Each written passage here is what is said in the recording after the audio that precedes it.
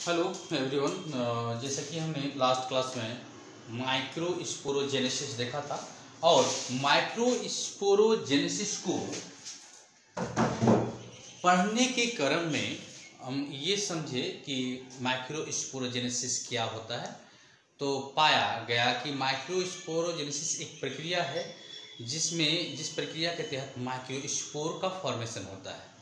फिर उसको हम नेक्स्ट टॉपिक में माइक्रोस्पोरोजेनेसिस के अंतर्गत ही मेल गैमेटोफाइट को समझाया और कहा कि मेल गैमेटोफाइट एक्चुअली माइक्रोस्पोर जब उत्पन्न हो गया, जब प्रोड्यूस हो गया, वही संरचना, वही स्ट्रक्चर माइक्रोस्पोर में बदलाव आया कि उसके ऊपर में एक बाह्य लेयर यानी एक्सटर्नल लेयर का फॉर्मेशन हुआ और वो एक रिस्पॉन्सिबल चीज़ था जो मेल गैमेट को प्रोड्यूस करता। इसलिए उस स्ट्रक्चर का नाम हमने मेल गैमेटोफाइट दिया था।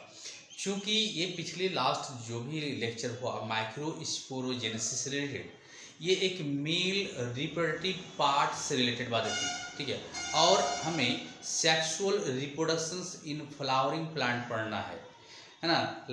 पुष्पीय पादप में लैंगिक प्रजनन, तो लैंगिक प्रजनन यानी कि सेक्सुअल रिप्रोडक्शंस को होने के लिए एक मेल रिप्रोडक्टिव पार्ट और फीमेल रिप्रोडक्टिव पार्ट दोनों की जरूरत पड़ती है। फिर दोनों पार्ट में इन्वॉल्वमेंट होएगी तब फिर फर्दर प्रोसेस होगा, ठीक है।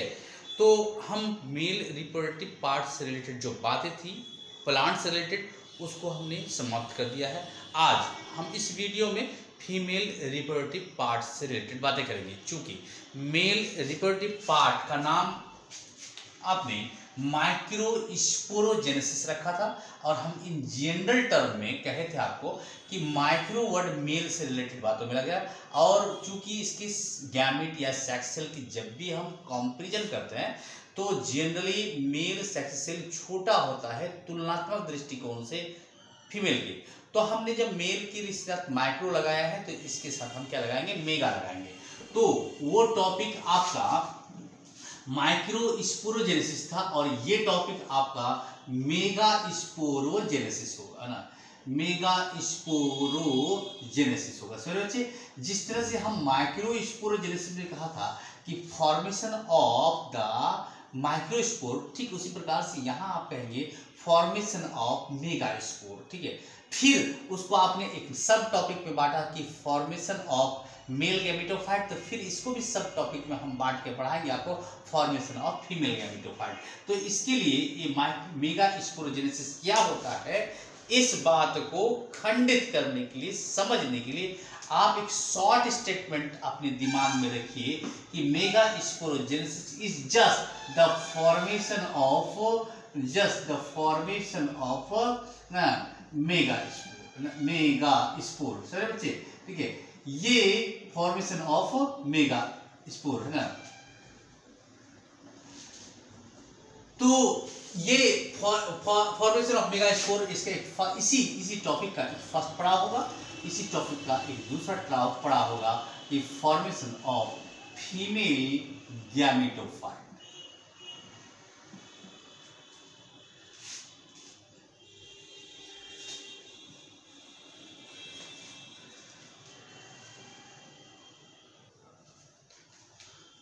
तो इसका दूसरा पड़ाव क्या था बाबू कि ये मेल गैमेटोफाइट, ठीक है। इसको भी हम उसी प्रकार से देखेंगे, ठीक है। तो ये जो है ना आपका ये मेगा स्पोरोजेनेसिस के लिए दो सब टॉपिक हमने बांटा है, इसको फिर वन बाय वन समझेंगे, है ना। जिस तरह से वहां पर हमने माइक्रोस्पोरोजेनेसिस को जो है लघु बीजाणु जनन कहा था, इस प्रकार मेगा स्पोरोजेनेसिस को हिंदी में फिर हम गुरु बीजाणु जनन कहेंगे। और जो है ये मेगा स्पोर के लिए गुरु बीजाणु वर्ड यूज करेंगे ना, गुरु बीजाणु वर्ड यूज करेंगे। तो खैर जो भी हो, है ना। अब देखिएगा, है ना, फीमेल गैमेटोफाइट जो है ये ना, तो इसको मादा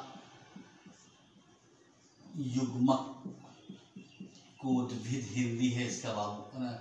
हम ये रिक्वेस्ट करेंगे आपसे हिंदी मत रखिए, फीमेल गैमेटोफाइट, ठीक है, फीमेल गैमेटोफाइट। चलिए अब इसको हम समझने की कोशिश करते हैं।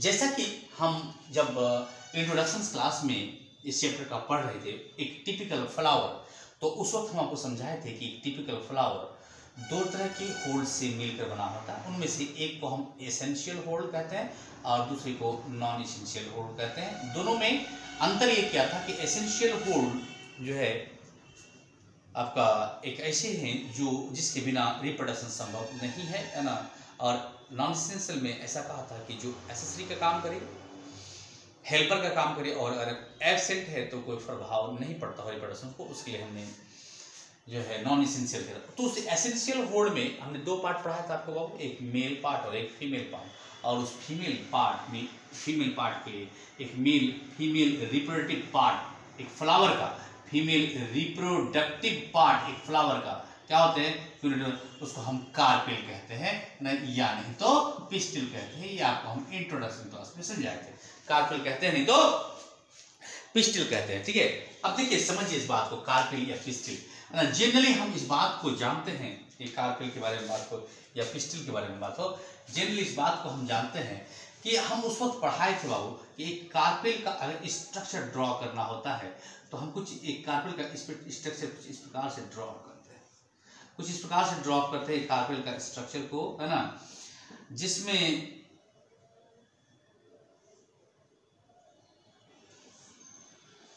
एक रफ डायग्राम हम आपके सामने रखे हैं। एक कार्पेल है जिसमें इस कार्पेल के इस भाग को हम जो है स्टिग्मा कहते हैं, ठीक है, स्टिग्मा कहते हैं, आप जानते हैं इसको, ठीक है, इसको हम स्टिग्मा कहते हैं। तो अब जो है इस भाग को, ये नेरोर भाग को हमने स्टाइल कहा था, ठीक है, इस नेरोर भाग को स्टाइल कहा था, और इस अंडाकार भाग को हमने ओवरी कहा था, है ना, ओवरी कहा था। समझ बाबू, ठीक है, इतना आप जानते होंगे, इतना आप समझते होंगे प्रीवियस क्लास से, ठीक है। अब आइए समझने की कोशिश करते हैं हम इसको कि उस वक्त हम आपको समझाए थे कि जनरली प्रायः एक फ्लावर में जो कार्पेल होते हैं वो प्रायः जनरली एक से अगर ज्यादा हो तो किसकी बात होगी, समूह की, ग्रुपिंग की। और एक ग्रुपिंग ऑफ यानी समूह, ग्रुपिंग ऑफ कार्पेल को आपको हमने समझाया था कि गाइनोसियम कहते हैं। समझाए कर में कहा था, इसका मतलब कि कार्पेल ही गाइनोसियम है, गाइनोसियम ही कार्पेल है। इन जनरल टर्म में हम दोनों को डिफरेंशिएट करने के लिए कहते हैं group of carpel is called the gynoecium. But कुछ फ्लावर ऐसे भी होते हैं जिसमें सिंगल कार्पेल होते हैं, तो वो सिंगल कार्पेल भी अपने आप में क्या होंगे, गाइनोसियम होंगे। तो फीमेल रिप्रोडक्टिव पार्ट में कार्पेल का नाम लीजिए या गाइनोसियम का नाम लीजिए, कोई फर्क नहीं पड़ता ज्यादातर, ठीक है, ज्यादातर। तो जनरली हम बातें करेंगे कि इस गाइनोसियम के संबंध में कि ये जो गाइनोसियम है, ये गाइनोसियम फीमेल रिप्रोडक्टिव पार्ट है। समझ बाबू, समझिए बात को। अब किसी फ्लावर में, किसी फूल में एक अकेला कार्पेल है, तो ऐसे के लिए, ऐसे फ्लावर के लिए हम टर्म यूज करेंगे मोनो का मतलब हुआ, आप जानते हैं, मोनोकार्पेलरी है ना, या मोनोपिस्टिलेट है ना, या मोनोपिस्टिलेट, एक ही पिस्टिल यूज किया गया है तो मोनोपिस्टिलेट, ठीक है, पिस्टिलेट। और ऐसा हो सकता है कि एक फ्लावर में एक से ज्यादा पिस्टिल प्रेजेंट हो तो फिर उसको हम मल्टीपिस्टिलेट कहेंगे। क्या कहेंगे हम, मल्टीपिस्टिलेट कहेंगे। समझिए बात को, मल्टीपिस्टिलेट। ओके बाबू, अब इस मल्टीपिस्टिलेट में याद रखने वाली बात है क्या कि ये मल्टीपिस्टिलेट यानी कि एक से ज्यादा पिस्टिल यानी कि फीमेल रिप्रोडक्टिव पार्ट एक फ्लावर में प्रेजेंट है, तो क्या वो पिस्टिल एक दूसरे से स्वतंत्र है, इंडिपेंडेंट है? अगर ना ऐसा है कि फ्री है एक दूसरे से, तो ऐसे के लिए टर्म यूज करेंगे एपोकार्पस, ठीक है बाबू। यानी इसके लिए जब एपोकार्पस वर्ड तब यूज किया जब क्या होगा कि इसके पिस्टिल या कार्पेल एक दूसरे से क्या होंगे, फ्री होंगे। तो इसके लिए हम छोटे छोटे शब्दों में याद रखेंगे फ्री कार्पेल, ठीक है, free carpel. What does it mean free carpel? Free carpel का मतलब हुआ कि एक दूसरे से कार्पेल क्या है, अलग है, ठीक है। ऐसा नहीं होकर कुछ फ्लावर ऐसे भी होते हैं कि इसके जो पिस्टिल है वो एक दूसरे से क्या होते हैं, ज्वाइंट होते हैं। अगर ज्वाइंट हुआ तो इसको हम वर्ड यूज करेंगे सिनकार्पस, ठीक है, सिनकार्पस। और जनरली बाबू इसको याद रखिएगा, इसके लिए तो वन वर्ड याद रखिएगा, फ्यूज्ड कार्पेल। क्या करेंगे, फ्यूज्ड कार्पेल। तो कार्पेल अगर फ्यूज हुआ तो इसके लिए हम है ना, मल्टी पिस्टिलेट है ना, उसी को हम एपोकार्पस और सिनकार्पस में बांटा। मैंने सिनकार्पस का मतलब फ्यूज पिस्टिल और एपोकार्पस का मतलब फ्री पिस्टिल। तो इन जनरल केस में ये जो गाइनोशियम है, जो फीमेल रिप्रोडक्टिव पार्ट है, दो भागों में पाया, मोनोपिस्टिलेट या मल्टी पिस्टिलेट। ठीक है ना। हमको पढ़ना है मैक्रोस्पोरोजेनेसिस। इसमें बहुत ज़्यादा हम समय व्यतीत नहीं करेंगे। इस सबसे ऊपर वाले भाग को स्टिग्मा, फिर बीच वाले इस नैरो पार्ट को स्टाइल, ठीक है, और इससे अंडाकार की स्ट्रक्चर क्या कहते हैं बच्चे? ओवरी कहते हैं। इस ओवरी के अंदर एक चीज पाया जाता है। इस ओवरी के अंदर जो है एक चीज पाया जाता है, और एक्चुअली में बच्चे ये जो चीज है इस ओवरी के अंदर ना, ये जो चीज है, ये चीज इस ओवरी के साथ इस प्रकार से एक कनेक्शंस के द्वारा कनेक्टेड होते हैं, और इस कनेक्शन का नाम प्लेसेंटा होता है। प्लेसेंटा यानी प्लेसेंटा ही वो कनेक्शन है जो इस पार्ट को इस ओवरी से जोड़े रखेगा, और जो भी रिक्वायरमेंट है इसको फुलफिल करेगा। एक्चुअली में ओवरी के अंदर पाए जाने वाले ये जो अंडे आकार का संरचना है, एक्चुअली में इस अंडे आकार का संरचना को हम ओव्यूल कहते हैं। इस अंडे आकार की संरचना को हम ओव्यूल कहते हैं, और वास्तव में बाबू ये ओव्यूल ही अपने आप में क्या है ना, मेगा स्पोरोफिल है ना, मेगा स्पोरोफिल। तो यही अपने आप में क्या है? मेगा स्पोरोफिल है। हम माइक्रोस्पोरोजेनेसिस जब पढ़ा रहे थे वहां पर हम एक टर्म यूज किए थे बाबू कि माइक्रोस्पोरोफिल है ना, माइक्रोस्पोरोफिल। ठीक है, तो उसमें जो है लघु बीजाणु जो है ना, तो ये जो है मेगा स्पोरोफिल वर्ड जो है हम यूज कर रहे हैं इसको, है ना। ये मेगा का मतलब बड़ा, स्पोर का मतलब जान रहे हैं रिप्रोडक्टिव यूनिट है, बीजाणु है, और फाइला यहाँ वर्ड यूज किया गया है। फाइला का मतलब लिप भी होगा, यहाँ बियर से होगा। एक ऐसा बर्तन, एक ऐसा चीज जिसपे मेगा स्पोरोफिल रहता होगा, उस चीज का नाम क्या पढ़ते हैं? मेगा स्पोरोफिल बोलते हैं। ठीक है, तो ये ओव्यूल है अपने आप में क्या है? Mega sporophyll. ठीक है ना, याद रखिए। अब इस मेगा स्पोरोफिल को हम यहाँ से बाहर निकालेंगे और बड़ा करके यहाँ इसको समझने की कोशिश करेंगे, लेकिन ये समझेंगे बाबू हम नेक्स्ट वीडियो में। ठीक है, हम थोड़ी ही देर के बाद फिर एक वीडियो डालेंगे, है ना, जो इसी चैप्टर से लिंक्ड होगा, है ना। तब तक के लिए थैंक यू।